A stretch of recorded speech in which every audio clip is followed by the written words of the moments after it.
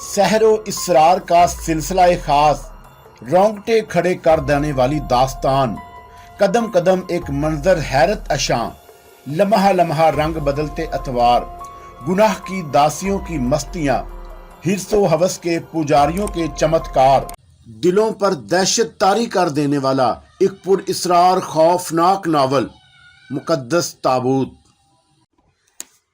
पता नहीं मेरे दिल में क्या आया कि मैंने झुककर ट्रंक के दोनों हैंडल पकड़े और उसे उठाकर ऊपर वाले बर्थ पर रख दिया।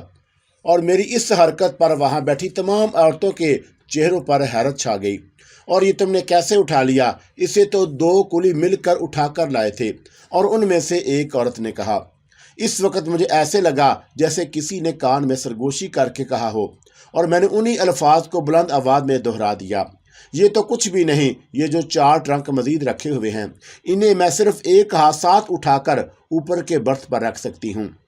देखिए इस तरह। और ये कहकर मैंने एक ट्रंक को दूसरे ट्रंक पर रखा और उन 4 ट्रंकों को हल्के फुल्के कागज की तरह उठा लिया, और सब की आंखें हैरत से खुली की खुली रह गईं।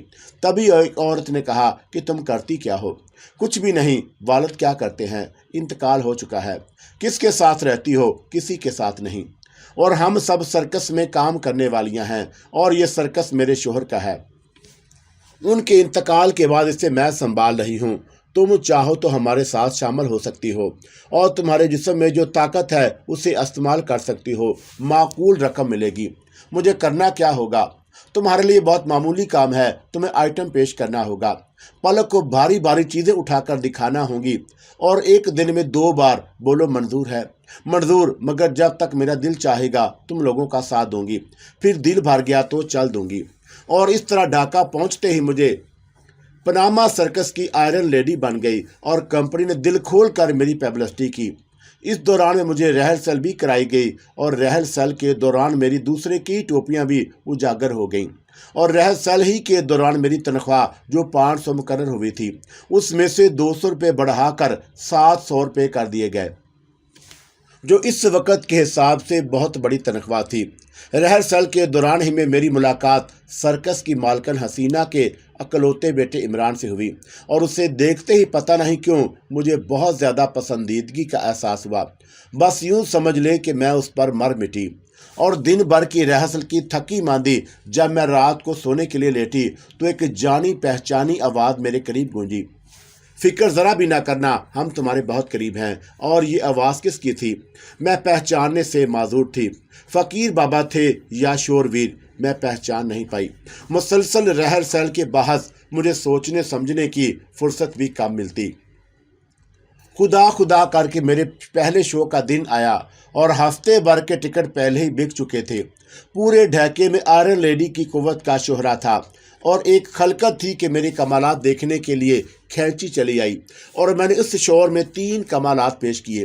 पहला कमाल तो वही था जिसका मुजाहरा मैंने रेलवे कंपार्टमेंट में किया था, यानी बड़े बड़े लोहे के गोलों से भरे 4 ट्रंक उठाकर रंगों में एक चक्कर लगाया, और फिर उन्हें रख कर हाथ बुलंद किया। दूसरा आइटम भी ज़बरदस्त था, जो नाकाबिल यकीन था। आइटम कुछ यूं था कि मैंने दाहिना हाथ लंबा कर दिया, और एक लड़की को उचक कर मेरे हाथ पर खड़ी हो गई, और फिर दूसरी लड़की, और फिर तीसरी, और फिर चौथी, और इस तरह से बाएं हाथ पर भी 4 लड़कियां खड़ी हो गईं। और मैं उन 8 लड़कियों को लेकर चली, और पूरे पंडाल का एक चक्कर लगाकर मैंने रस्सी पर चलने के लिए सीढ़ी का सहारा लिए बगैर किसी मदद के मैं तनी हुई रस्सी तक पहुंच गई, और आहिस्ता आहिस्ता उस मोटे रास्ते पर कदम बढ़ाती जा रही थी। तमाशाइयों ने गोया सांस रोक ली, और कहीं से भी हल्की सी ही सही कोई आवाज़ नहीं आ रही थी, और सब पलके झपकाए बगैर हमें देख रहे थे। और जब मैं रस्से के दरमियान पहुंची, तो लड़कियों ने आइटम में जान डालने के लिए एक साथ चीख मारी, और मैंने भी लड़खड़ा जाने वाले अंदारी अदाकारी की, तो फिर खुद को संभाल लिया। और जब मैं दूसरे किनारे से नीचे उतरी, तो लोग पागलों की तरह तालियां पीटने लगे, और हैरत और खुशी उनके चेहरों से झलक रही थी। उस दिन ना सिर्फ सर्कस की मालकिन हसीना खुश थी, बल्कि उसका बेटा इमरान भी बहुत खुश था। और मैं शो ख़त्म करके अपने कमरे में आई थी कि छोलदारी के बाहर से आवाज़ आई, क्या तुम सो गई? नहीं। कौन है? मैं हूँ इमरान। अंदर आ जाएं, मैंने जवाब दिया। इमरान अंदर आ गया और पता नहीं क्यों उसे देखकर मेरे दिल में हलचल सी मच गई। और मैं इन दिनों सिराते मुस्तकीम से भटकी हुई जरूर थी, मगर मेरे किरदार में खोट नहीं आया था। फिर भी मैं उसे देखते ही कमज़ोर पड़ने लगी और मैंने उससे बैठने के लिए कहा। वो बैठ गया तो मैंने कहा, अब फरमाएं कैसे आना हुआ। बस मैं मुबारकबाद देने आ गया हूँ। उसके होंठों पर मुस्कुराहट थी और मैंने इसके आने का मकसद जान लिया और फिर भी अनजान बनी बैठी थी। इंसान की जुबान कुछ कहे और उससे पहले उसकी आंखें चुगली खा लेती हैं, और मैंने भी उसकी आंखों में बहुत कुछ जान लिया था। अभी मैं उस पर गौर कर ही रही थी कि मेरे कानों में सरगोशी सुनाई दी। कोई कह रहा था कि घबराओ नहीं, मैं तुम्हारे करीब हूँ और मंजिल भी करीब है। और मुझे एक नया रास्ता सूझ गया। मैंने आवाज़ से पहचान लिया ये शोरवीर है, मगर वह नज़र नहीं आ रहा था। और मैंने सोचा कि शायद ये मेरा वहम हो, मेरे दिमाग की उपज हो, और अगर शोरवीर नज़दीक होता तो किसी न किसी तरह मुझे नज़र ज़रूर आता। और मैं सर को झटक कर इमरान की तरफ मतवज्जा हुई थी कि वही आवाज़ फिर सुनाई दी।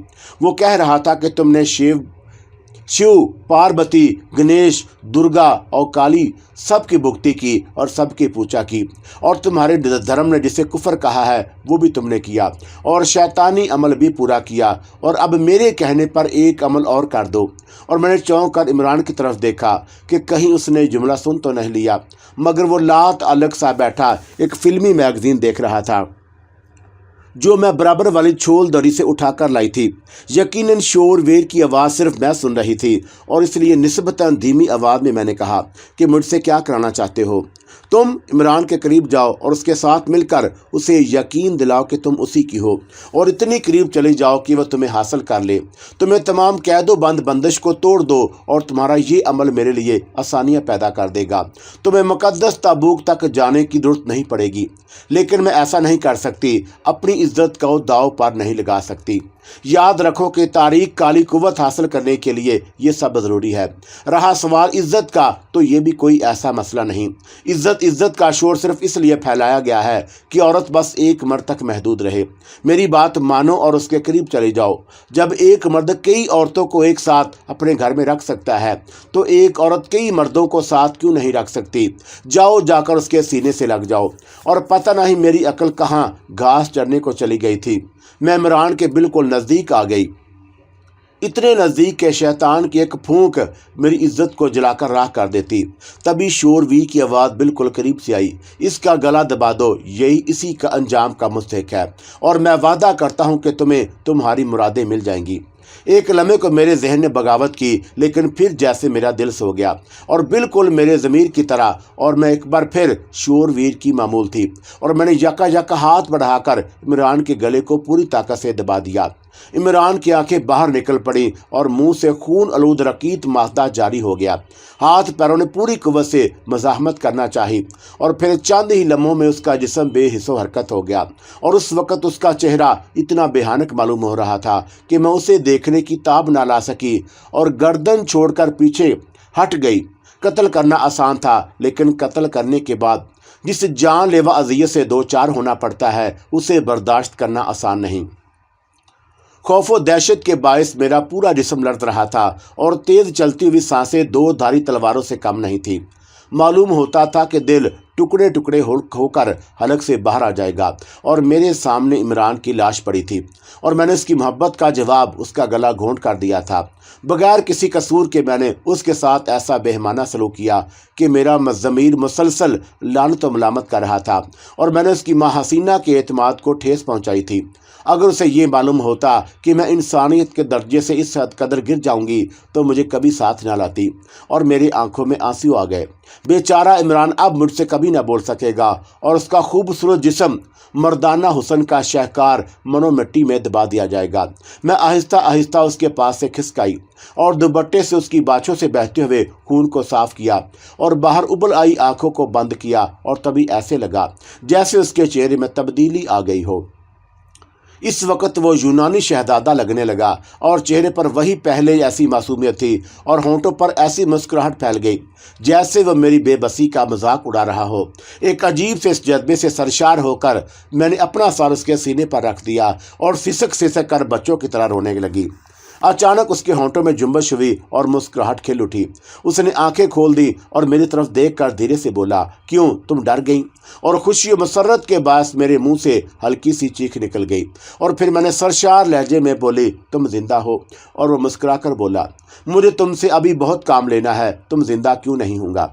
और उसके लहजे पर मैं सहम उठी और मेरे पूरे जिस्म में सनसनी सी दौड़ गई। वो लहजा, वो आवाज़ 100% शोरवीर की थी।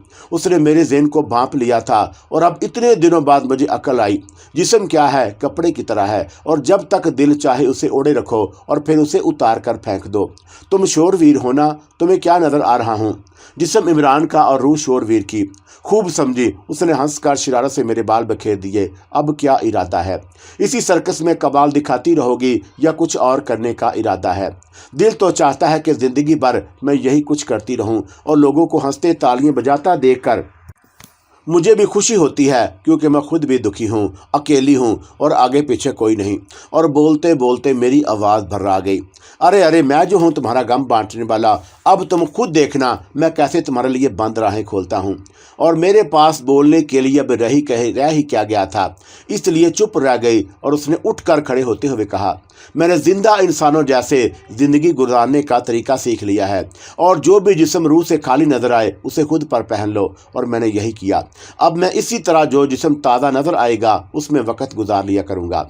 फ़कीर बाबा, उनसे कैसे निपटोगे? उसका भी हल तलाश कर लूँगा। फ़िलहाल हसीना का सोचो, उससे कैसे जान छुड़ाई जाए। हसीना है कहाँ? वो आज सुबह सुंदरबन के लिए चल दी है और मेरी कोशिश है कि वो लौट कर ना आ सके। सुंदरबन क्या करने गई है? सुंदरबन के इलाके में देहाती शेर के बच्चे पकड़ कर लाते हैं और जिन्हें वो अच्छी कीमत मिलने पर बेच देते हैं। और हसीना के पास 5 शेर थे। पिछले दिनों एक साथ 2 शेर मर गए और उसी कमी को पूरा करने के लिए वो शेर के बच्चे खरीदने गई है। और जब वो वापस आएगी तो क्या वो तुम्हें पहचान नहीं लेगी? अब वो कभी वापस नहीं आएगी। क्यों? उसे शेर खा लेगा और यही हमारे हक में बेहतर है। और अगर उसे शेर ने नहीं खाया तो वो हमें खा लेगी। और शोरवीर की बात गलत नहीं थी। अगले ही दिन सर्कस कंपनी में कोहराम मच गया। हसीना के साथ जाने वाले लौट आए थे और उन्होंने आकर इतला दी कि हसीना शेर के बच्चों को लेकर आ रही थी कि एक रात के लिए वो बोरसा में रुकी। और उसी रात में शेर खुल गए, और कैसे खुले ये बात किसी को मालूम नहीं। और वो खुलते ही हसीना पर झपट पड़े। और वो सब कुछ इतनी जल्दी हुआ कि हसीना, जो खुद भी कभी ट्रेनर रह चुकी थी, उन 2 बच्चों को काबू न कर सकी और दोनों ने उसे चीर फाड़ कर रख दिया। हसीना की मौत ने बहुत से मसलों को हल कर दिया और उस दिन के बाद से शोरवीर भी नजर नहीं आया और सर्कस भी बंद पड़ा था। मालकन के सोग में कोई भी काम करने पर राजी न था और मैं खुद भी सारा दिन झोलदारी में पड़ी रहती और इमरान की शक्ल में शोरवीर को मौजूद रहना था, मगर वो भी नजर नहीं आ रहा था। और तंग आकर मैं नहायत खामोशी से बाहर निकल आई। बाहर तारीकी थी, सड़क सुनसान थी और यूं भी ढाका में रात कुछ जल्द ही उतर आती है। और मैं अंधेरे से लड़ते हुए लैंप पोस्ट के हल्की सी रोशनी में बढ़ती चली जा रही थी। और अभी रात के सिर्फ 10 बजे थे, मगर ऐसे लग रहा था जैसे आधी रात उतर आई हो और सड़क पर दूर दूर तक कोई ना था। चलते चलते मुझे यूं महसूस हुआ जैसे मेरे पीछे कोई और भी चल रहा हो और वो दबे पांव बढ़ता चला आ रहा था। और पहले मैंने उसे वहम समझा और नज़रअंदाज कर दिया। साथ ही साथ मैंने अपनी रफ्तार भी बढ़ा दी। मैं तेज़ तेज़ चल रही थी और पीछा करने वाले भी अपनी रफ्तार बढ़ा दी। और मैं वाज़े तौर पर कदमों की आहट सुन रही थी जो मेरे कदमों की सदा से बिल्कुल अलग थी। और मैंने पलट कर देखा, मगर पीछे कोई न था। इस सूरत हाल ने मुझे खौफज़दा तो नहीं, मगर परेशान ज़रूर कर दिया। इसलिए अब मैं दौड़ने लगी और वो नादीदा शख्स भी दौड़ने लगा। और मैं सड़क के मोड़ पर पहुंच चुकी थी और यहाँ से सीधी सड़क दाएं जाने मुड़ जाती थी। और मैं भी मुड़ गई और एक गेट की आड़ में खड़ी हो गई। और मैंने इत्मीनान महसूस करते ही गहरी सांसें लीं और ख़ुद को समझाने की कोशिश की कि बिला वजह खौफज़दा हूँ, मगर क्या करती। कदमों की आवाज़ें अब भी कानों में आ रही थी और वो करीब से करीब तर होती जा रही थी और निपे तुले और पुरसकून कदमों की सदा। मैं उस तारीख गोशे में खड़ी थी और सोच रही थी कि मेरा पीछा करने वाला कौन हो सकता है। कोई चोर, बदमाश, शरारती या जिनसी जुनूनी कातिल। और तभी एक हिहौला सा करीब से गुजरा और मैं खुद पर हंसने लगी। वो कोई लड़की थी और साड़ी में मलबूस اور میں نے پھرتی سے آڑ سے باہر آ کر اس کی گردن پکڑ لی۔ مجھے ڈرا رہی تھی اور میں نے اس کے کھلے ہوئے بال پکڑ کر کہا، نہیں نہیں، میں تمہیں ڈرا نہیں رہی تھی، تم سے ملنا چاہتی تھی اور میں ہر روز تمہارے سرکس میں آ رہی تھی، تم سے ملاقات کرنا چاہتی تھی، مگر مجھے کوئی موقع نہیں مل رہا تھا۔ تم کون ہو؟ مجھے پہچانا نہیں؟ میں نور النہار ہوں، تمہاری بچپن کی سہیلی نور النہار کی ہم نام۔ یاد کرو کہ تمہارے پڑوسی میں میرے ماما جی جو سکول ماسٹر تھے، انہی کے ہاں آ کر ٹھہری تھی، اور تمہاری سہیلی کے ہم نام ہونے کی وجہ سے تم سے بہت دوستی ہو گئی تھی، اور میں نے لائٹ پوسٹ کی ملجگی روشنی کی طرف اس کا چہرہ موڑ دیا۔ واقعی وہ نور النہار تھی، مگر ایسی کہ اسے نور النہار نہیں، ڈلتی شام کہا جا سکتا۔ وہ سوکھ کر کانٹا بن گئی تھی اور چہرے کا رنگ بھی دب گیا تھا۔ یہ تمہاری حالت کیا ہو گئی؟ تم نے یہاں سے جانے کے بعد مڑ کر خبر بھی نہ لی کہ ہم پر کیا گزری۔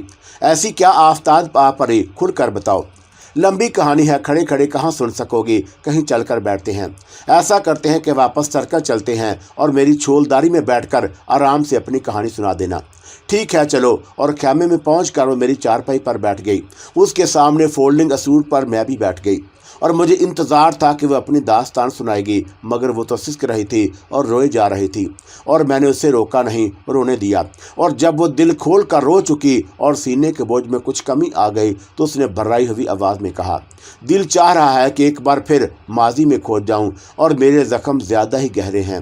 میری دل کی دنیا میں جس قدر ویرانی ہے، کاش کوئی اس میں جھانک کر دیکھ لے۔ اور میں ہوں وہ جس کی زندگی میں کوئی روشن کرن نہیں، اور میں تو صرف ایک انتقام ہوں جو زندہ ہے، اور کسی بھی وقت موت مجھے اپنی آغوش میں لے لے۔ یقین کرو مجھے موت سے کوئی شکایت نہیں ہوگی۔ مجھے تو زندگی سے گلہ ہے کہ کیوں بار بار مجھے اپنے راستے پر لا ڈالتی ہے۔ میں اپنے راستے پر ایک قدم نہیں بڑھنا چاہتی، لیکن زندگی، ہمیں اپنی یہ سانسیں پورے کرنا ہوگی۔ نور النہار، ان سے فرار ممکن نہیں۔ اور میں نے حوصلہ بڑھانے کے لیے اس کی پیٹھ تھپک کر کہا، آہ یہ کیسی قید ہے، بدن کے خول میں پھٹ پھڑاتا ہوا قیدی اپنی مرضی سے آزاد کیوں نہیں ہو سکتا؟ اور میں خودکشی کر لوں گی، میں خودکشی کرنا چاہتی ہوں۔ نور النہار نے سسکتے ہوئے جواباً بولی، تم اپنی آرزوؤں کی خودکشی کر چکی ہو نور النہار، اور تم نے جن الفاظ میں اپنی داستان کا آغاز کیا ہے وہ چیخ چیخ کر کہہ رہی ہے کہ تمہارے وجود میں اب زندگی باقی نہیں۔ بے شک میں تمہیں ایک انتقام سمجھتی ہوں۔ ٹھیک کہا تم نے، اور میں واقعی ایک انتقام ہوں۔ گھر تھا میرا بھرا پورا، اور سب تو تھے۔ ہمارے والد ایک راکشس کے ہاں کام کرتے تھے، اور اس راکشس کا نام عرفان علی تھا۔ وہ ذمہ دار تھا، اور ٹنگائل میں بہت بڑی ذمہ داری تھی وہیں، اور اس پاپی کا سارا گھرانہ رہتا تھا۔ بڑی سی حویلی تھی، اور اس کی اور علاقے بھر میں اس حویلی کے گیت گائے جاتے تھے، کیونکہ اس کے والد ایمان علی بڑے رحم دل تھے۔ اس کے والد والدہ بستی میں رہنے والے لوگوں کے ساتھ اچھے سلوک کرتے، کیونکہ وہ مذہبی پرست تھے، اور دور دور تک پھیلے کھیتوں میں لہلہاتی فصلیں ہوتی تھیں۔ ان کی بہت بڑی آمدنی تھی، مگر اس آمدنی کا بہت بڑا حصہ گاؤں والوں کے کام آتا، اور یہ روایت تھی کہ اس حویلی کی ڈیوڑی کی کہ جو بھی وہاں جا کر ہاتھ پھیلاتا خالی ہاتھ نہ لوٹتا۔ کنواریوں کی شادی کرائی جاتی اور بوڑھوں کی زندگی بھی دی جاتی، اور جن کا کوئی سہارا نہیں ہوتا حویلی ان کے سب سے بڑی سہارا ہوتی، اور اسی حویلی کے ایک سپوت عرفان بھی تھے۔ عرفان نوجوانی میں ہی تارک دنیا بن گئے، اور ہر ایک نے سمجھ لیا کہ اللہ نے انہیں عرفان دے دیا ہے۔ وہ والد والدہ کی آنکھوں کے تارے تھے، اور شادی کے لیے کہا گیا تو ہاتھ جوڑ کر کھڑے ہو گئے، اور بڑے ہی غم بھرے لہجے میں بولے، امی جان آپ کی یہ خواہش میں کبھی پوری نہیں کر سکوں گا۔ میری زندگی دنیاوی آلودگی کے بوجھ سے خالی ہے، اور میں تو اس جہان کو سنوارنے کی کوشش میں لگا ہوا ہوں، اور اس جہان میں رہنے والے ان کم نصیبوں کی زندگی بنانا چاہتا ہوں جو اپنی زندگی کے بوجھ تلے دبے ہوئے ہیں۔ اس صوفی منش کو بڑی قدر کی نگاہ سے دیکھا جانے لگا۔ اس عظیم و شان حویلی کے ایک حصے میں گھاس پھوس سے ایک حجرہ بنوا دیا گیا، اور اکلوتے بیٹے کی خواہش تھی کہ ماں باپ کی کوششوں کے باوجود نہ ٹال سکے، اور مخمل میں ٹاٹ کا پیوند لگا دیا گیا۔ وہ بڑے بڑے جلسوں میں بلائے جاتے، وہاں واز کرتے تو سننے والوں پر وجد چھا جاتا، اور ماں باپ نے جو کاروبار شروع کیا ہوا تھا بھلا وہ اسے کیسے پیچھے رہنے دیتے؟ اس لیے وہ اس پر بھی توجہ دے رہے تھے، یعنی دین اور دنیا دونوں کو ساتھ لے کر چل رہے تھے، فقط شادی سے انکاری تھے۔ اور تھوڑے ہی دنوں بعد عرفان علی کا ڈنکا بجنے لگا، لوگ دور دور سے ان کے پاس آنے لگے، اور جس کو جو چاہت ہوتی مجال ہے کہ وہ اسے پوری نہ کرتے۔ لوگ کوسوں میل دور سے پیدل چل کر ان کے पास पहुंचते। और यूं भी अकलौते बेटे थे, मगर बहनें 3 थीं। 2 बहनों की शादी हो चुकी थी और एक बहन अभी छोटी थी और अरफान से 14 साल छोटी थी। बहरहाल अरफान अली की नरम तबीयत के बायस लोग अब उनका दम भरने लगे और बस्ती से बाहर छोटे मोटे झगड़े जो होते रहते, बहुत सी दास्तानें, बहुत सी कहानियां वहां बिखरी हुई थीं। और उन कहानियों में एक कहानी सबसे नुमायां थी। खूबसूरत अंजलि का महबूब रहमान था, जिसने कसम खाई थी कि वो अंजलि के कातलों से बदला लेकर रहेगा। चुनाचा वो अपनी तगोदो में लगा रहा और फिर जब एक दिन उसने दबी ज़बान में लोगों से ये कहा कि यहाँ का राक्षस अरफान उसके महबूबा की मौत का बायस है, तो लोगों ने मार मार कर उसे आधमरा कर दिया। भला अरफान जैसे आदमी के बारे में ये बात किसको जचती थी। उस बदनसीब ने खुदकुशी कर ली और कहानी ख़त्म हो गई। लेकिन ये कहानी ख़त्म कहाँ हुई थी।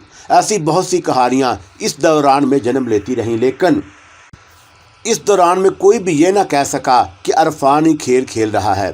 अरफान अपने हुजरे में रहते थे और ज़्यादातर लोग उन्हें इबादत में ही मसरूफ़ देखते। जहाँ खिदमत खलक का काम होता वो बढ़ चढ़ कर उसमें हिस्सा लेते। यहाँ तक कि उनके वालिद का इंतकाल हो गया और फिर माँ जी भी अल्लाह को प्यारी हो गई। छोटी बहन जवानी के करीब पहुँच गई थी, मगर अरफान को इतनी फुर्सत कहाँ थी कि वह बहन की तरफ देखते। उन्होंने तो खुदा से लो लगाई हुई थी। और मेरे वालिद उस ख़ानदान के नमकवार थे। उनके वालिद यानी मेरे दादा भी उसी के घराने के मुलाज़िम थे।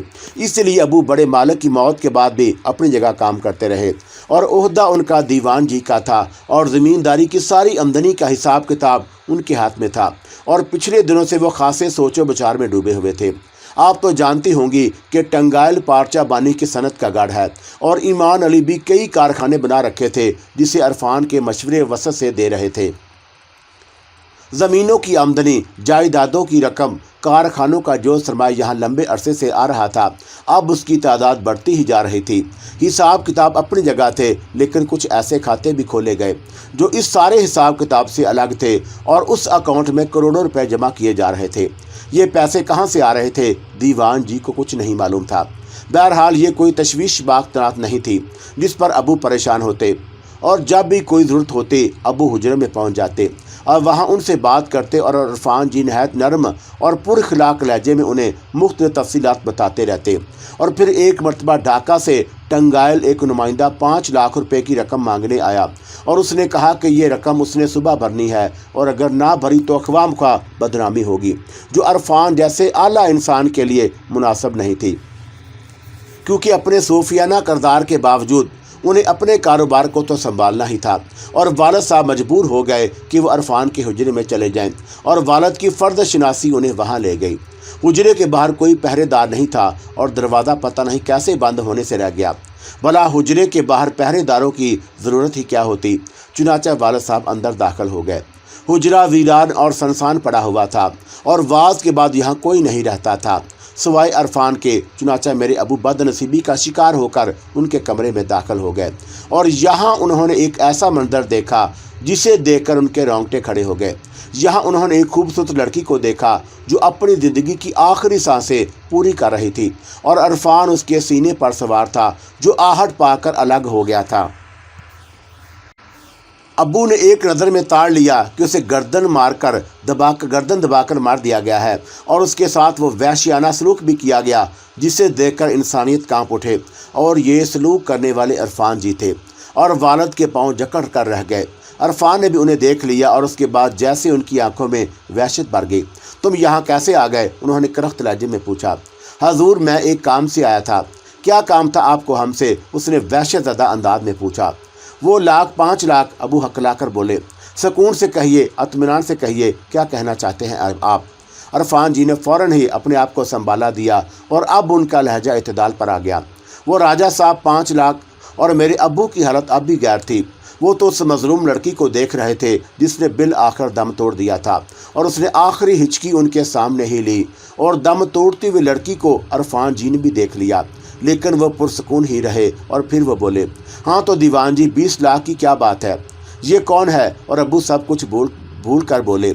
इंसानी हमदर्दी उनके सीने में उभर आई थी। एक लड़की है बेचारी, कुछ मांगने आई है और हमने उसे दे दिया, पर ज़िंदगी ना दे सके हम इसे और मर गए बेचारी। अरफान ने मक्कारी भरे लहजे में कहा, मगर ये तो ہاں ہاں دیوان جی، کہو کیا کہنا چاہتے ہو؟ اسے تو آپ نے مارا ہے عرفان جی، اسے آپ نے مارا ہے۔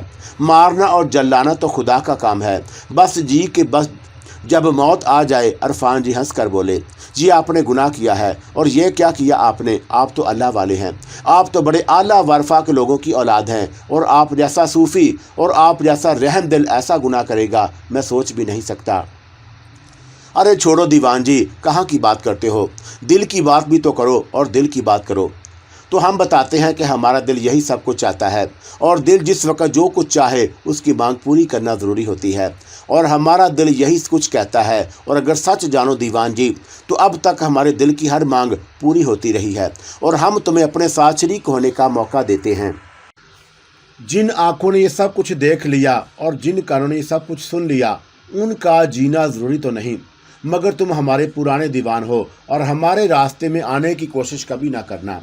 ہم نے جو کچھ بھی ہیں اس کا اندازہ بخوبی تمہیں ہو چکا ہوگا، اور دیوان جی ہم نہیں چاہتے کہ تم جیسے اچھے آدمی کو ہم کوئی نقصان پہنچائیں، لیکن اس کی شرط یہی ہے کہ تمہاری زبان ہمیشہ ہمیشہ کے لیے بند رہنی چاہیے۔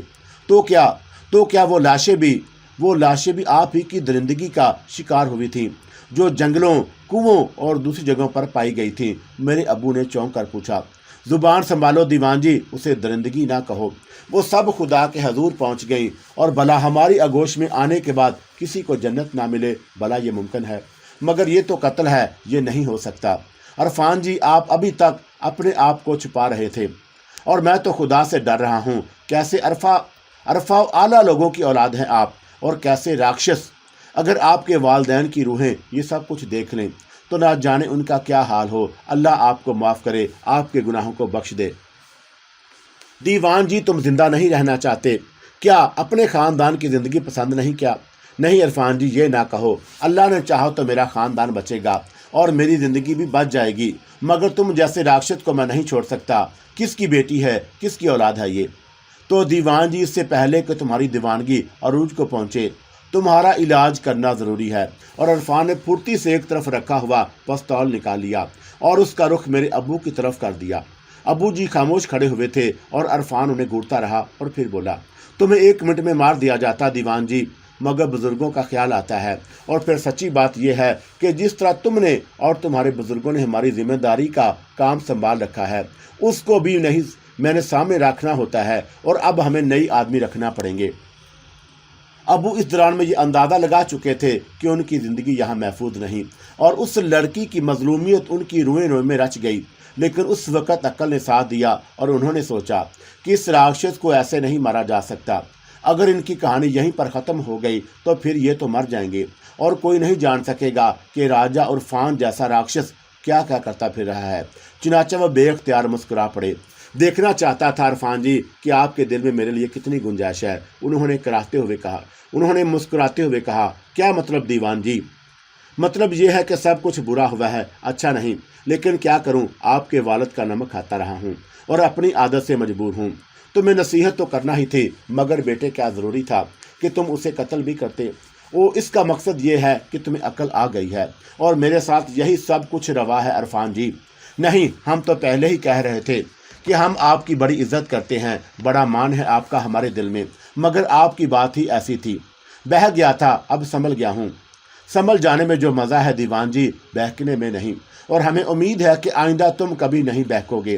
اور میرے ساتھ ایسی باتیں مت کرو بیٹے، میں نے زندگی کا ایک بڑا حصہ تمہارے ساتھ بتایا ہے۔ میں کہہ رہا تھا کہ اگر یہ سب کچھ ہو بھی گیا تھا تو اسے قتل کرنے کی کیا ضرورت تھی؟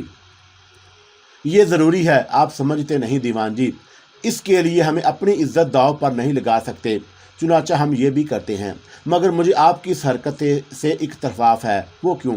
آپ اگر چاہیں تو کھلے عام بھی یہ سب کچھ کر سکتے ہیں۔ جاگیرداروں اور حویلیوں میں تو یہی کھیل ہوتے رہتے ہیں، آپ کو کون روکے گا؟ ہم جیسے صوفی جن کے پاس لوگ اپنی مرادیں لے کر آتے ہیں، اپنی عورتوں کو لے کر دعائیں کرانے آتے ہیں، بھلا اس سے اچھا موقع اور کہاں مل سکتا ہے؟ نہیں دیوان جی، تم بوڑھے ہو گئے ہو اور جوانی کے کھیلوں سے ناواقف ہو۔ بھلا ایسی عورتیں بھی کسی قابل ہوتی ہیں جو طوائف ہوں اور جگہ جگہ ناچتی پھریں؟ ہمیں تو ان کچی کلیوں سے دلچسپی ہے، ہمیں تو یہی سب کچھ اچھا لگتا ہے کہ دوہری زندگی گزاری جائے۔ بس یوں سمجھ لو کہ یہی ہمارا کھیل ہے۔ मगर दीवान जी, तुम्हारे लहजे की अचानक तब्दीली हमें शुबे का शिकार कर रही है। बेकार बातें ना करें, मैं अपनी ज़ुबान बंद कर लूँगा। और मेरे अब्बू ने मसरत के तहत कहा, और ज़ुबान खोली तो दीवान जी, ये समझ लो कि हमारे हाथ छोटे नहीं हैं। ठीक है बेटे, मुझे ही धमकियाँ देकर तुम अपनी बड़ाई जता सकते हो। अरे नहीं दीवान जी, हमने तो हमेशा आपकी इज्जत की है। चले अब ये लाश भी आप ही ठिकाने लगाएं। हाँ दीवान जी, अब तो आप हमारे काम में शरीक हो ही गए हैं। ये लाश अपने कंधे पर लाद कर ले जाएं और मीठी बाउली में डाल दें। मीठी बाउली तो आपने देखी ही होगी। जाएं जाएं, जल्दी करें। और मेरे अब्बू को ज़िंदगी बचाने के लिए ये सब कुछ करना ही था। और जो कुछ हुआ था उस पर उनका दिल खून के आंसू रो रहा था, लेकिन अरफान से टक्कर लेना उनके बस की बात नहीं थी। पूरा खानदान चल रहा था और उनके दम से। भला मेरा अब्बू कहाँ ठोकरें खाते फिरते। हाँ, लेकिन उन्होंने ये ज़रूर सोच लिया था कि किसी न किसी मौका पर वो इस राक्षस को ज़रूर बेनकाब करेंगे, लेकिन ऐसे वक्त जब वो रंगे हाथों पकड़ा जाए। वैसे तो वो जानते थे कि उनके बारे में अगर एक लफ्ज़ भी कहा तो लोग उनकी बोटियां उड़ा देंगे, और सूरत हाल की नज़ाकत का उन्हें पूरा पूरा ख्याल था। उन्होंने लाश कंधे पर डाली और चोर दरवाजे से निकलकर मीठी बाउली की तरफ चल पड़े। लेकिन अभी ज़्यादा दूर नहीं चले थे कि बहुत सी रोशनी उन पर आन पड़ी, और एक के बाद एक रोशनी का झमाका हुआ। अब्बू इतने भी बेवकूफ़ नहीं थे कि ये ना समझते कि उनकी तस्वीरें ली जा रही हैं, और ये तस्वीरें अरफान के इशारे पर ही ली गई। और अब अब्बू की सूरत हाल बहुत अजीब हो गई। उनका खून खुश्क हो गया और लड़की की लाश उनके कंधे पर पड़ी हुई थी, और उनकी तस्वीरें बनाई गईं। और वो किसी से कुछ कहते भी फिरते, लेकिन ये जिम्मेदारी उन्हीं पर आयद होनी थी। आखिर वो लाश को कंधे पर लेकर क्यों जा रहे थे। और उनका दिल रोता रहा, और उन्होंने लाश मीठी बाउली में फेंक दी। और ये बाउली बहुत गहरी थी, और उसमें गिरने वाली किसी चीज़ का कभी पता नहीं चलता था। और फेंकने से पहले लाश के बदन में पत्थर भी बांधने पड़ते थे। बाउली के बारे में सुना था कि उसमें मगरमच्छ रहते हैं, जो किसी भी जिंदा या मुर्दा इंसानों को आन की आन में हड़प कर लेते हैं। और हर तरह से इत्मीनान कर लिया था कि उस गुनाह की पोट ने। चुनाचा अब्बू काम करने के बाद वापस घर आ गए, मगर हलकान हो रहे थे, और घर में अम्मी और बहन, मेरी एक बहन भी थी। कारिंदे होने की वजह से अब्बू को बहुत अच्छी तनख्वाह मिली थी, और थोड़ी सी ज़मीनें थी हमारी, और ये ज़मीनें इनाम ही में अरफान के बुज़ुर्गों ने हमें बख्शी थी, और अब हमारा उन पर पूरा पूरा हक था। इस तरह से हमारे हालात बहुत बेहतर चल रहे थे। शमसन को तो इस बारे में कुछ ना मालूम हो सका, मगर मैंने वह सब कुछ सुन लिया, जिसे मैंने इन्हीं की ज़बानी बयान किया, और इसे सुनकर अम्मी बुरी तरह सहम गई थी। उन्होंने खौफजदा लहजे में कहा, हाय अल्लाह, अब क्या होगा। यूँ समझो कि मैं मर चुका हूँ, और मेरी ज़िंदगी का अब कुछ भरोसा नहीं। पता नहीं किसकी औलाद थी, और मेरा मन मुझे कभी माफ़ नहीं करेगा। मैं कभी मुतमिन नहीं हूँगा। खुद को संभालो भला, हम जैसे मामूली लोग अरफान से कैसे टक्कर ले सकते हैं। हाय अल्लाह, मैंने तो इस बार भी उसकी नज़र उतार दी, और बड़े सच्चे दिल से मैंने उसे अपनी औलाद की तरह चाहा है, और उसे जी बड़ा पापी कैसे मान लूँ। ना मानो, तुम ना मानो तो क्या होगा, मगर मैं क्या करूँ। मेरा दिल चाह रहा है कि सो जाऊँ, इतनी गहरी नींद कि फिर कभी ना जागूँ। लेकिन मैं ये भी जानता हूँ कि अगर कल सुबह मैं अपने काम पर ना पहुँचा तो अरफान को शक हो जाएगा, और उसके बाद नहीं, सुनो, तुम दोनों बेटियों को उन सब की निगाहों से छुपा कर रखो। और हमारी बस्ती में एक राक्षस घुस आया है, और अब किसी की बहू बेटी की इज्जत महफूज नहीं है। लो, हमें क्या मालूम था कि हमारे ये हजरत, जिनके बारे में हम हमेशा ये सोचते थे कि अल्लाह के भेजे हुए हैं, और अल्लाह ने अपने इस खादम को ऐसी जगह उतारा है जहाँ दौलत ही दौलत है। लेकिन दौलत के अंबार रखकर भी वो अपने उस खुदा को नहीं भूल सका। कितना मान था हमें उस पर, और कितना बड़ा मान था, मगर सोचो तो सही। और फिर मैं खामोशी के साथ उनके सामने जा खड़ी हुई, और वो चौंक कर मुझे देखने लगे। क्या बात है बेटा, उन्होंने सवाल किया। आपने ये मालूम करने की कोशिश की अबू कि वो लाश किस लड़की की थी? क्या तुझे कैसे मालूम हुआ? अबू, मान करती थी मैं आप पर, और संसार में आपसे बड़ा कोई नजर न आता था। लेकिन यह क्या हुआ कि आप इतने छोटे क्यों हो गए अबू? जान क्यों ना दे दी आपने अपनी? जिंदगी क्यों ना ले ली अपने उस राक्षस की? और मैंने लरजती हुई आवाज़ में कहा, और अब्बू की गर्दन झुक गई। और थोड़ी देर वो खामोश रहे, और फिर उन्होंने कहा, तेरा बाप बेगैरत नहीं है, नूरनहान इतना बेरहम नहीं है, मगर अक्ल की जंग हाथ पैरों की जंग से ज़्यादा मौसर होती है। अगर नादानी का एक लम्हा भी आकर गुजर जाता तो शायद तुझे अपने बाप की लाश देखना भी नसीब ना होती। अरे पगली, ये कैसे सोच लिया तूने कि मैंने अपनी उस बेटी को भुला दिया होगा जिसकी लाश मैं अपने कंधे पर डालकर बाउली में फेंक कर आया हूँ। मैं तो मरते वक्त तक उसे नहीं भूल सकता और मैं अपने गुनाह का इकरार भी नहीं कर सकता। हाँ, उस राक्षस को इस दुनिया से मिटाने का तहैया कर चुका हूँ और तू मेरी बेटी है और अल्लाह ने मुझे कोई बेटा नहीं दिया जो मेरे बाद मेरी इस खानदान को संभाल सकता। लेकिन गौर से सुन, मैं उसे छोड़ूंगा नहीं। अल्लाह की कसम, अपने खानदान की कसम और तेरी कसम, मैं उसे छोड़ूंगा नहीं। लेकिन उसके लिए मुझे वक्त चाहिए होगा और जैसा मैं कहूँ तुम वैसा ही करना। अगर तुमने ज़रा भी ऐसी वैसी बात कर दी तो वक्त से पहले ही हम मारे जाएंगे और मैं अपने इस अज़म को कभी नहीं भूलूंगा। लेकिन उसके लिए वक्त चाहिए मुझे। और तुम्हें ये वाक़यात याद होंगे जब किसी ने उसके खिलाफ ज़ुबान खोली थी और लोगों ने उसे खुद ही मार मार कर ख़त्म कर दिया। बड़ा गहरा असर डाला हुआ है उसने। और इसके अलावा बेटा, तुम्हें एक और बात बताऊं कि उस कमबख्त के बुज़ुर्ग बहुत अच्छी ज़िंदगी गुजार गए और वह सच्चे और नेक दिल लोग थे। लेकिन ये बात मैं जानता हूँ कि बेशुमार रुपया आ रहा है और रातों को अजीब अजीब किस्म के लोग आकर उससे मिलते हैं। वो कौन है और क्या क्यों मिलते हैं इसे और ये क्या करता है, इसके बारे में किसी को कुछ नहीं मालूम। और मेरी उससे कभी लड़ाई ना हुई क्योंकि मैंने उसके बाप दादा का नमक खाया है और उसका भी। मैं तो यूं ही सर झुकाकर जीवन बता देता। लेकिन हालात ये कह रहे हैं बेटा कि अब मुझे उसके सामने आना ही पड़ेगा और मैं ज़्यादा मजबूत आदमी नहीं हूँ। लेकिन मेरे साथ सच्चाई की शक्ति है और तुम लोग मेरे लिए दुआ करो। ऐसा कभी भी नहीं होगा कि मैं इख्तियार हूँ और मुझे ये हालात मालूम हो जाएं और मैं खामोशी इख्तियार कर लूँ। अबू के अल्फाज बहुत मजबूत थे और मेरे दिल को ढारस हो गई। बहरतौर मैंने खामोशी इख्तियार की और अबू अपने दिल में उन बुराइयों के खिलाफ अज़म लिए अपने काम में लगे रहे और वो दिन रात अरफान की टोह में लगे रहते थे। और फिर अबू उन लोगों को जांचते रहे जो उनसे मिलने आते थे और उसके बाद उन्हें जो कुछ इल्म हुआ वो बेहद खौफनाक था। उन्हें पता चला कि अरफान सिर्फ अय्याशी तबा आदमी ही नहीं बल्कि उसने शहर में अपने जाल फैला रखे हैं। वो शहरियों को नाजायज़ शराब और नशे की दूसरी चीज़ें भी फराहम करता है। उसके अलावा उसके बेशुमार गुंडे जगह जगह फैले हुए हैं और वह पता नहीं क्या क्या कार्रवाइयाँ अंजाम दे रहे हैं। उन कार्रवाइयों के बारे में भी थोड़ी थोड़ी मालूमात अबू को हो गई और मुल्क से लड़कियां लाई जाती हैं और कई बार कई गैर मुल्की लड़कियों को भी अरफान के हुजरा में देखा गया। और अबू को सबसे ज़्यादा इस बात का अफसोस था कि वो कम वक्त सूफियों के भेष में ये तमाम गुनाह कर रहा था जिसकी वजह से कच्चे ईमान वालों का ईमान लड़खड़ा सकता था। और ये बड़ी अफसोसनाक बात थी। कम अज़ कम उसे अपनी शक्ल ही नुमाया कर देनी थी और बस्ती वालों और गांव वालों को खुश करने के लिए उसने वही तमाम कार्रवाइयाँ की थी जो उसके बाप दादा करते चले आए थे। अबू को अंदाज़ा हो गया था कि वो उसके खिलाफ कोई बाकायदा महाज नहीं बना सकते।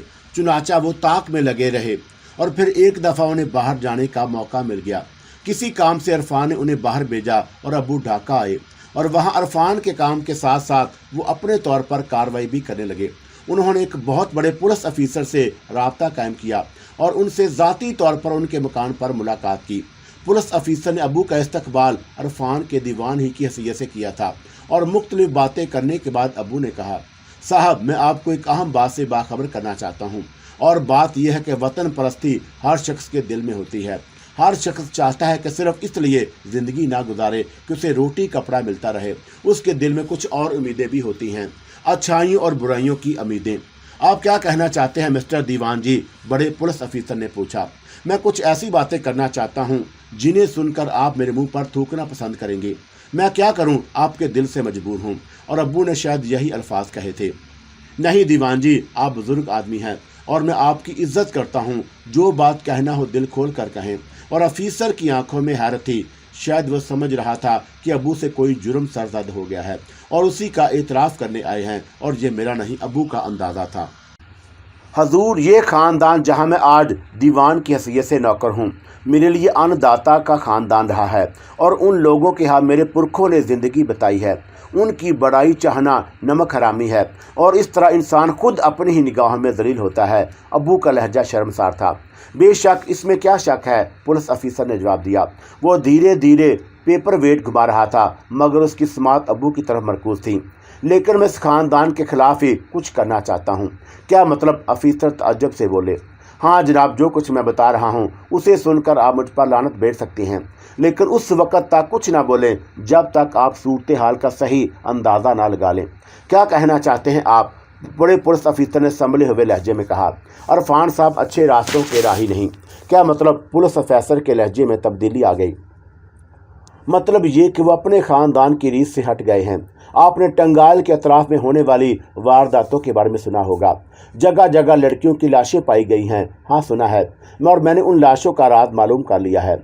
और वो राज क्या है? ऑफिसर दिलचस्पी से आगे झुक आया। उन्हें आबरू रेजी के बाद मार दिया जाता है, और वो तो मेडिकल रिपोर्ट से भी मालूम कर लिया गया है, मगर ये सब कौन करता है? अरफान साहब। क्या? ऑफिसर साहब का लहजा चौंका हुआ था। हाँ साहब, मैंने अपनी आंखों से देखा है।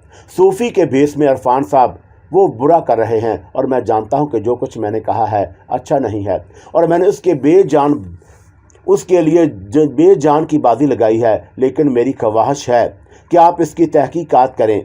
यही नहीं बल्कि वो जी शराब और नशे का व्यापार भी करते हैं, और बहुत सारे मुल्की और गैर मुल्की लोग यहाँ आते हैं, और उसके बाद ये सब कुछ होता है। और ऑफिसर साहब तअज्जुब की निगाहों से मुझे देखते रहे, और वो इसी से मुझे देखते रहे। और फिर उन्होंने कहा कि आपने इस सिलसिले में किसी और पुलिस अफसर से बात की?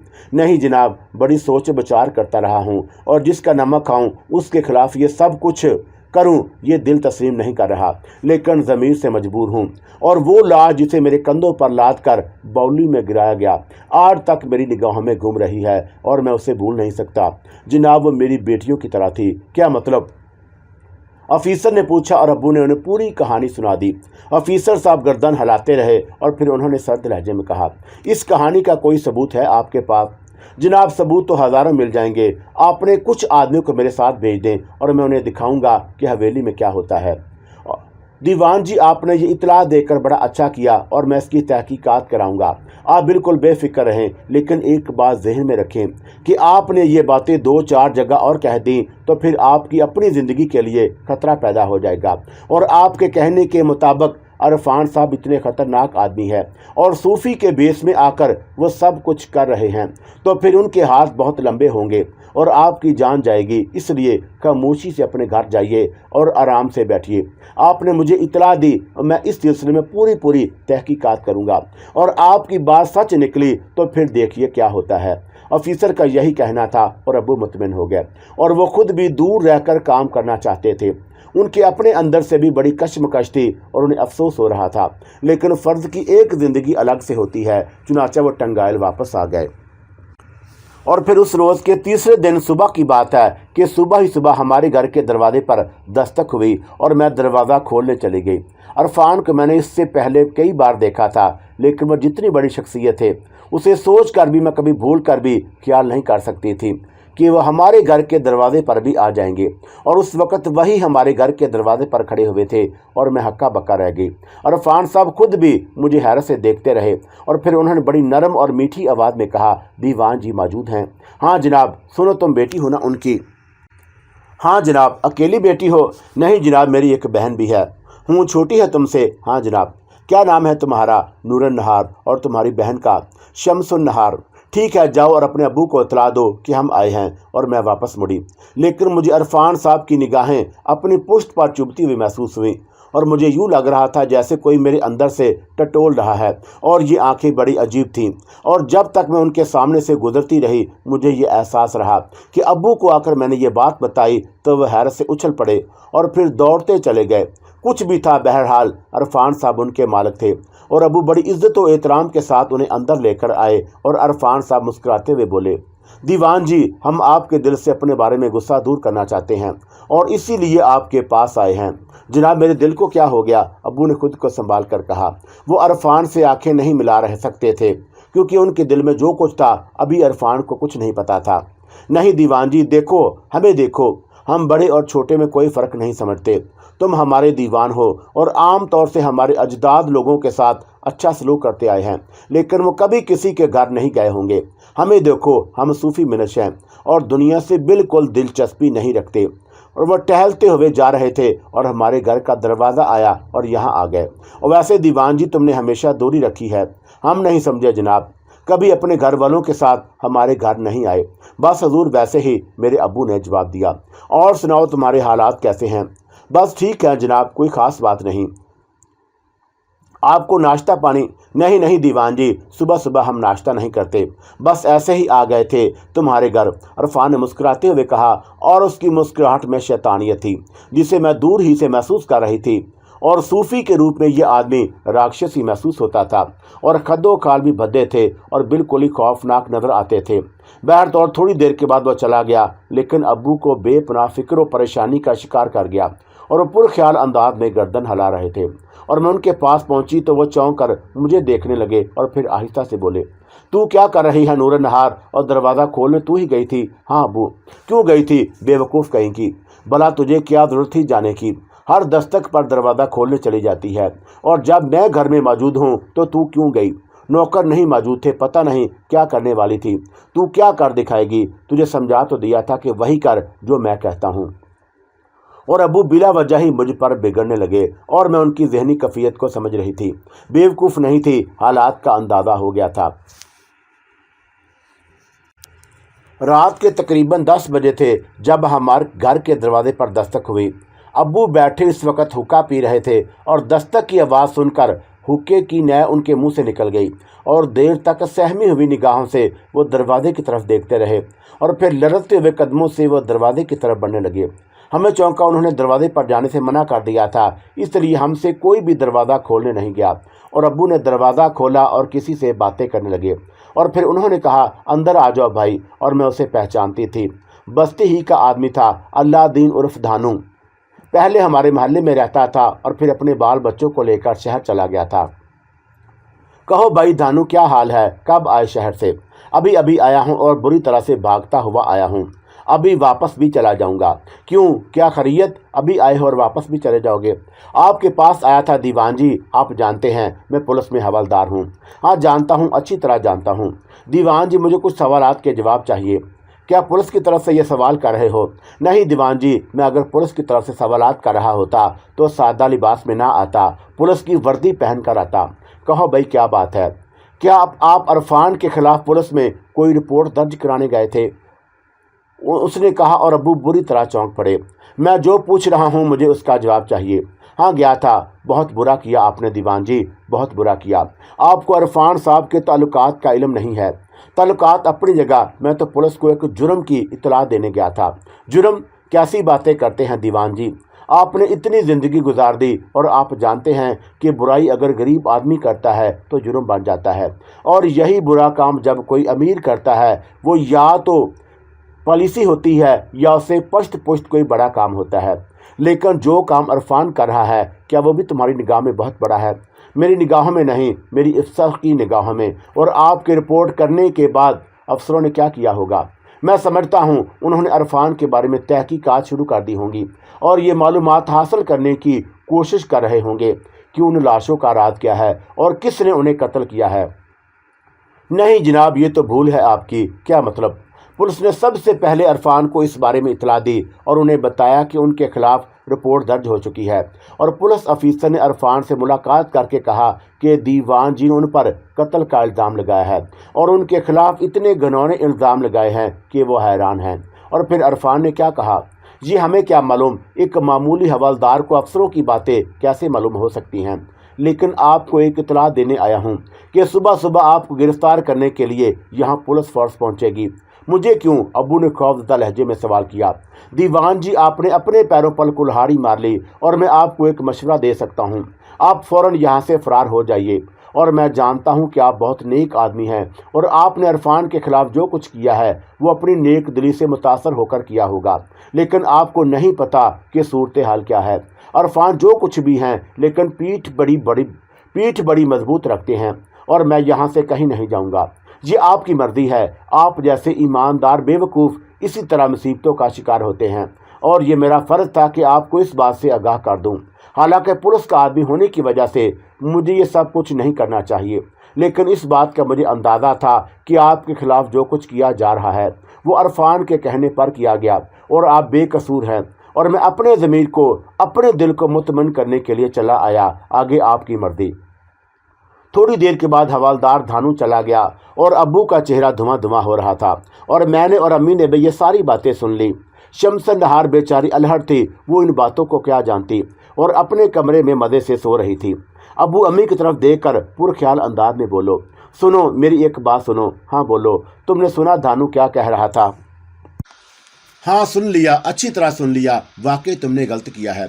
हाँ ये सच है, मगर क्या करूं, ज़मीर से मुतमिन नहीं हूं, और मैं इस गुनाह में हिस्सा नहीं ले सकता, और मैं उसकी नौकरी नहीं कर सकता। मैं मानता हूं कि बरसों से हम उसी का नमक खाते चले आ रहे हैं, लेकिन अपने सामने जुल्म होता देखकर मैं खुद को रोक नहीं सकता, और मुझे ये सब कुछ तो करना ही था। नूरवन की माँ, अब कुछ भी हो, नतीजा कुछ भी निकले तो फिर यहाँ से भाग चलो। क्या कहती हो, कहाँ भाग जाऊँ, कैसे भाग जाऊँ? एक जुर्म की इतला दी है मैंने, खुद को तो कोई जुर्म नहीं किया, मैं क्यों भाग जाऊँ? वो तो ठीक है, लेकिन हम अरफान से कैसे टक्कर ले सकते हैं भला? खुदा तो हमारा साथी है। अलबत्ता एक ख्याल मेरे दिल में आया है, क्या दोनों लड़कियों को ढाका पहुंचा दें? वहां तुम्हारे भाई उनकी देखभाल कर लेंगे, और हम सूरत हाल से अभी तक वाकिफ नहीं हैं। क्या होना है, क्या होगा, इसका कोई अंदाजा नहीं। मगर रातों रात बच्चियों को ढाका कैसे पहुंचा दूं? जैसा भी हो सके कोई तरकीब करो, और अगर तुम कहो तो मैं ममदू से कह दूं, ममदू अपनी बैलगाड़ी जोत ले और लड़कियों को ढाका ले जाए।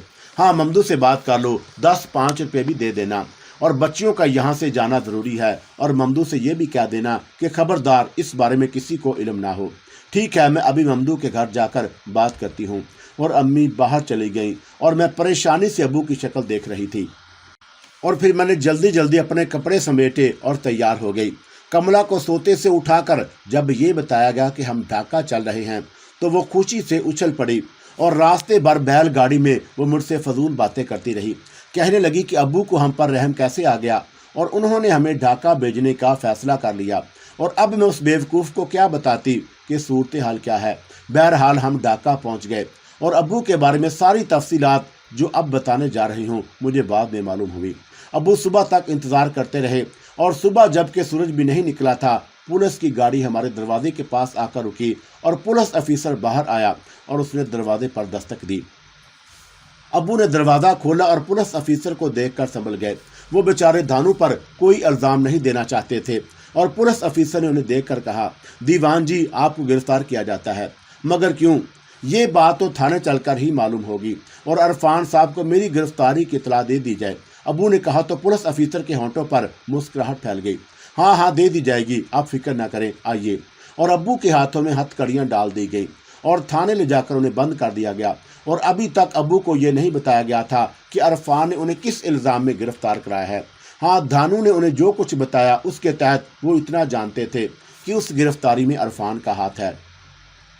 दूसरे दिन अब्बू को लाकअप से निकालकर थानेदार के कमरे में पहुंचा दिया गया, और थानेदार ने उन्हें बताया कि उन्हें कत्ल के इल्ज़ाम में गिरफ्तार किया गया है। कत्ल? कैसा कत्ल? सबूत मिल चुके हैं दीवान जी, सबूत मिल चुके हैं। क्या मतलब? मैं समझा नहीं, और बराह करम मुझे समझाया जाए। और जो कुछ उन्हें समझाया गया उसने अब्बू की आंखें खोल दी। ये कुछ तस्वीरें थी जिनमें अब्बू एक लाश अपने कंधे पर डालकर ले जा रहे थे, और जगह का अंदाज़ा भी हो रहा था।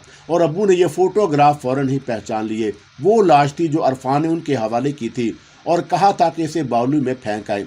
और अब्बू को रोशनियों के झमाके भी याद थे जो उन पर हुए थे, और जिस पर वो गौर नहीं कर सके थे। कहिए दीवान जी, इन तस्वीरों के बारे में क्या कहते हैं? और ये सब कुछ मैंने अरफान के कहने पर किया था। बड़ी अच्छी बात है, गोया तुमने अरफान के जुर्म को छुपाने की कोशिश की और लाश को ले जाकर बाउली में फेंक दिया। मुझे मजबूर किया गया था। कमाल की बात है, मजबूरन जुर्म नहीं किया जाता। आप अपने जुर्म पर पर्दा डालने के लिए एक सूफी मनश इंसान पर इल्ज़ाम लगा रहे हैं, और दीवान जी, आप भी बाल बच्चों वाले हैं। उसके बाद आप पर यह वहशत क्यों सवार हुई थी कि आप जैसे मुजरिमों को तो कुत्ते की मौत मरना चाहिए? और अफसर बिगड़ने लगा। अब्बू के पास कहने के लिए कुछ नहीं था, और वाकई उन्होंने अरफान के खिलाफ रिपोर्ट दर्ज कराई थी, और यही पुलिस अफसर था जिसने अरफान के बारे में कहा था कि वह तफ्तीश करेगा। लेकिन उसी पुलिस अफसर ने उन्हें गिरफ्तार कर लिया, और ठोस सबूतों के साथ। और इस सबूत की तरदीद अब्बू के लिए मुमकिन नहीं थी। वो ज़ुबानी सब कुछ कहते रहे, लेकिन पुलिस अफसर के लिए ये सबूत उनकी ज़ुबान से ज़्यादा अहमियत रखते थे। और ये बात सच ही थी कि अब्बू को ये सब कुछ कहकर अपनी बेइज्जती ही करानी थी, क्योंकि सबूत उनके खिलाफ थे। और अब्बू को बाकायदा जेल में बंद कर दिया गया। उसके बाद ये हमारी बस्ती में ये खबर चारों तरफ फैल गई, और लोग तरह तरह की बातें करने लगे। ابو کو خوب برا بھلا کہا گیا اور میری امی کو ان کے گھر سے نکال دیا گیا، اور اس سلسلے میں تمام کارروائی عرفان کی طرف سے ہوئی۔ عرفان چشمدید گواہ کو نیست و نابود کر چکا تھا، اور ابو کو زندگی کے بارے میں اب کچھ نہیں کہا جا سکتا تھا، اور ماما یہ تمام خبریں سن کر حیران رہ گئے۔ اور دینک پاکستان نامی اخبار میں ابو کی تصویریں دیکھ کر وہ ہمارے پاس پہنچے اور انہوں نے کہا، نور نہار بیٹا، یہ سب کیا ہے؟ اور میں کیا بتاؤں ماما جی، ابو کے خلاف ایک بہت بڑی سازش ہوئی ہے، مگر یہ تصویریں تو سازش نہیں، ان میں تو کوئی کیمرہ ٹرک بھی نظر نہیں آتا۔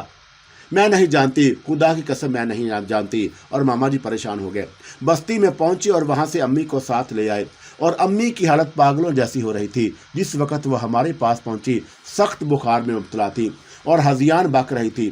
انہیں سمجھانے بجھانے کی بہت کوشش کی گئی، لیکن وہ یہی کہتی رہیں کہ اب ابو کی زندگی نہیں بخشی جائے گی۔ امی کو کچھ ایسی بیماری لگی کہ ہفتہ بھر کے اندر ہی وہ ہڈیوں کا ڈھانچہ بن گئی، اور ان پر ہمیشہ غنودگی سی طاری رہتی۔ اور پھر اس واقعے کے 20 دن بعد ایک صبح امی کی سانس بند ہو گئی اور ہم پر غموں کے پہاڑ ٹوٹ پڑے۔ میں اور شمسن بری طرح رو پیٹ رہے تھے اور ماما جی سب کو چپ کرا رہے تھے، لیکن وہ خود بھی بہت پریشان تھے، اور وقت گزرتا گیا۔ ابو پر مقدمہ چل رہا تھا اور سب کو منع کر دیا گیا کہ کوئی ان کی پیروی نہ کرے۔ پوری بستی سے بھی کوئی بھی ابو کے حق میں گواہی دینے کو تیار نہ تھا، یہاں تک کہ ایک ہرکارہ ماما جی کے پاس بھی پہنچا، اور عرفان کی طرف سے انہیں یہ پیغام دیا گیا کہ برائی کے خلاف انہیں حق کا ساتھ دینا چاہیے، اور رشتہ داری کی بنا پر ایک مجرم کو بچانے کی کوشش نہیں کرنی چاہیے۔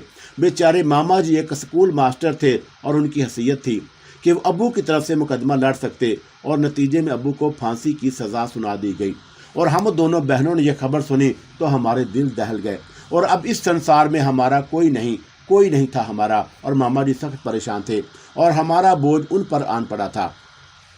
گھر میں جو سامان تھا اس پر عرفان کی طرف سے قبضہ کر لیا گیا، اور نہ جانے کتنے دن گزر گئے، اور پھر ایک دن ممدو ہمارے پاس آیا۔ اس کی حالت خراب ہو رہی تھی، اور اس نے آ کر ماما جی کو بتایا کہ بالآخر عرفان کو یہ معلوم ہو گیا ہے کہ دونوں لڑکیاں آپ کے پاس ہیں، اور انہیں کسی طرح یہ معلوم کر لیا ہے کہ میں نے ہی انہیں یہاں پہنچایا ہے، اور مجھے پکڑ کر حویلی بلایا گیا اور خوب مار پیٹ کی گئی، اور میں نے ساری صورتحال اگل دی۔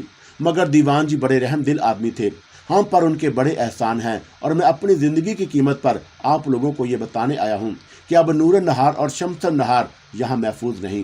مگر عرفان کی دشمنی تو دیوان جی سے تھی، وہ بیچارے اب اس دنیا میں نہیں رہے، اور ان بیٹیوں نے کیا قصور کیا ہے؟ آپ سوچ لیجئے، یہ سب کچھ اپنی مرضی پر منحصر ہے، اور اس سلسلے میں کیا کہہ سکتا ہوں؟ ممدو نے کہا، خیر ممدو، جو کچھ ہوگا دیکھا جائے گا، جیسے خدا کی مرضی، ماما جی نے کہا۔ اور میں نے ساری باتیں سنی، اور میری ذہنی کیفیت ان دنوں بہت خراب تھی۔ امی ابو چلے گئے تھے اور گھر اجڑ گیا تھا، ہم لاوارثوں کی طرح ماما جی کے گھر پڑے ہوئے تھے، اور یہ تمام چیزیں میرے سینے میں آگ بھڑکاتی تھیں، اور میں سوچتی تھی کہ کسی طرح مجھے عرفان سے انتقام لینے کا موقع مل جائے، لیکن کمزور ہستی بلا اس کے خلاف کیا کر سکتی تھی، اور دل ہی دل میں جھلستی رہی اور سوچتی رہی کہ اب کیسے زندگی بتاؤں گی، اور شمسن کی زندگی میرے سامنے تھی، اور ماما جی بیچارے سخت پریشان تھے۔ میں اپنے ذہن میں کچھ اور ہی منصوبہ بنا رہی تھی، اور اس کے لیے میں نے اپنے آپ کو آہستہ آہستہ تیار کر لیا۔ میں اپنی زندگی دیکھ کر اپنی ماں باپ کا بدلہ لینا چاہتی تھی، اور ایک لمبی سی چھری حاصل کر کے میں نے اپنے لباس میں چھپا لی، اور نہ جانے کیوں مجھے یقین تھا کہ میرے ساتھ کچھ نہ کچھ ضرور ہوگا۔ زندگی اس عمر میں تھی جو نگاہوں کو پہچانتی تھی، اور پھر یہ بات ابو کو معلوم ہو چکی تھی کہ عرفان ایک پاپی آدمی ہے اور نوجوان لڑکیوں کا رسیہ ہے۔ اس نے مجھے دیکھا تھا، اور اپنے دشمن کی بیٹی کو وہ بھول نہیں سکتا، اور ممدو نے اس نے یہ بات معلوم کر لی تھی کہ مجھے ڈھاکہ پہنچا دیا گیا ہے، اور میرا اندازہ غلط نہیں ہوا۔ اسی دن دوپہر کو چند گھوڑے سوار ماما کے مکان پر آئے، اور ماما جی اس وقت سکول سے فارغ ہو کر آ گئے تھے، اور یہ گھوڑ سوار ٹنگائل سے ڈھاکہ پہنچے، اور ماما جی ان سے باتیں کرتے رہے، اور اس کے بعد ہانپتے کانپتے میرے پاس آ گئے۔ عرفان کے آدمی آئے ہیں نور نہار، کہتے ہیں کہ دیوان جی عرفان کے مرادم تھے، اور وہ مر چکے ہیں، اور ان کی اولاد کی پرورش کرنا عرفان کا کام ہے، چنانچہ انہوں نے دونوں کو بلوایا ہے۔ اور اب بتاؤ میں کیا کروں؟ اور میں پہلے ہی کہہ رہی تھی ماما جی شمسن کو حفاظت سے اپنے پاس رکھیے، میں چلی جاتی ہوں، مگر وہ چاہتے ہیں کہ دونوں، میں ان سے بات کیے لیتی ہوں، میں نے کہا، اور شمسن نہار کا بازو پکڑ کر باہر نکل آئی، اور میں نے اس شخص کو دریافت کیا جو نمایاں حیثیت رکھتا تھا، اور ان میں سے ایک شخص میرے سامنے آ گیا، تو میں نے اس سے کہا، शमसन को मैंने यहाँ के स्कूल में दाखिल कर दिया है और वो अभी पढ़ रही है, बच्ची है। तुम देख लो, अरफान जी के हजूर मैं जाती हूँ और मैं उनसे बात कर लूँगी, तुम उसकी फ़िक्र मत करो। और मेरी बात उन लोगों ने मान ली और फिर उन्होंने हमें एक जीप में बिठाकर वापस टंगाइल भेज दिया। और मैं दिल ही दिल में रो रही थी और मैं जानती थी कि अब मेरे साथ क्या सलूक होने वाला है। लेकिन उससे पहले कि मैं उस बदसलूकी का शिकार हूँ, मैं अपनी ज़िंदगी की कुर्बानी देना चाहती थी और इस ख्याल से मैं गरारीदार चाकू साथ ले आई। वो लोग मुझे लेकर अरफान के हुजरे में पहुंच गए और सूफी मिनश आदमी एक बोरिए पर आलती पालती मारे बैठा था और मुझे उसके सामने पेश किया गया। उसने आंखें खोलकर मुझे देखा और उसके होंठों पर मुस्कुराहट फैल गई। और फिर उसने मेरी अकब में देखा और आदमी से पूछा, इसकी बहन को नहीं लाए तुम? हजूर, वो 8 साल की बच्ची है और सुना है कि वहाँ के स्कूल में दाखिल हो गई है। ओहो, अच्छा ठीक है, कोई बात नहीं, हम इससे बात कर लेंगे। और फिर वो आहिस्ता से बोले, दीवान जी हमारे नमकवार थे और बड़े अच्छे इंसान थे। हमें उनकी मौत का बड़ा अफसोस है और सुना है कि तुम्हारी माँ भी मर गई है। और मैंने कोई जवाब नहीं दिया। अरफान थोड़ी देर तक इंतज़ार करता रहा और फिर बोला, बहर तौर फिक्र मत करो, हम बड़े रहम दिल हैं, किसी भी इंसान को दुखी नहीं देख सकते। और तुम्हारी बहन अगर ढाका में पढ़ रही है तो पढ़ने दो, तुम यहाँ रहो और उसके बाद जब वो बड़ी हो जाएगी तो हम उसे भी यहाँ बुलवा लेंगे।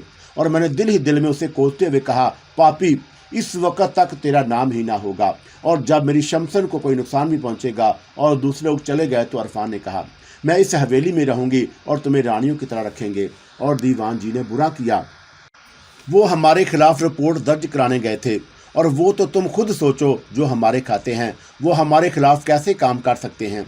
और मैंने अब भी जवाब नहीं दिया तो वो किसी कदर दुरुस्त लहजे में बोला, सुनो, अगर तुम मुझसे नफरत करती हो तो ये तुम्हारे हक में बुरा होगा। हमें चाहो, हमसे मोहब्बत करो और हमारे मुंह से निकला हुआ एक लफ्ज़ ज़िंदगी बना देगा और दूसरा लफ्ज़ तुम्हें इस दुनिया से मिटा देगा। और मैं हजूर की बांदी हूँ, मैंने हाथ जोड़कर कहा। मक्कारी से काम लेना ज़रूरी था। जानती थी कि मेरी ताकत उस राक्षस के मुकाबले में कुछ भी नहीं और इसलिए होशियारी से काम लेना था और कुर्बान हो जाने का फैसला कर चुकी थी। तो अब इन सारी बातों से क्या हासिल? मुझे मक्कारी से काम लेना चाहिए ताकि मैं अपना काम कर सकूं। और अरफान ने कहा कि अभी मुझे उनके साथ यहाँ हुजरे ही में रहना होगा, उसके बाद वो हवेली में मेरे लिए कोई मुनासिब बंदोबस्त करेंगे और मेरा वजीफ़ा जारी हो जाएगा और मैं ऐशो इशरत की ज़िंदगी गुजारूंगी।